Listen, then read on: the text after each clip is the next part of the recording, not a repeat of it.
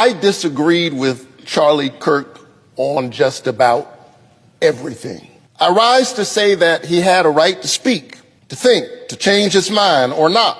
That is what it means to live in a democracy.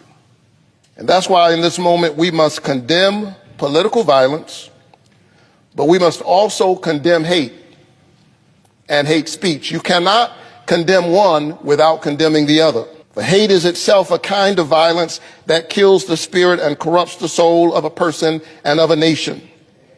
And that vicious cycle of violence and hate and violence can only lead to the demise of our country and the destruction of our humanity. And so okay, I've seen enough. What Warnock is doing here as a pastor is quite disgusting, it's dishonorable, and it's opportunistic. First of all, he's lying. He's insinuating that Charlie Kirk engaged in so-called hate speech, and he's doing it in a very coded and flowery way by saying, I condemn violence, but also condemn so-called hate speech, insinuating that Charlie engaged in hate speech. He's talking out of both sides of his mouth, and it's no wonder that he is the successor of Dr. Martin Luther King at Ebenezer Baptist Church, because King did the very same thing when he was going around agitating and causing riots. But then he would turn around as if his hands were clean and saying that while I condemn riots, I also condemn the conditions that led to riots. It is as necessary for me to be as vigorous in condemning the conditions which cause persons to feel that they must engage in riotous activities as it is for me to condemn riots.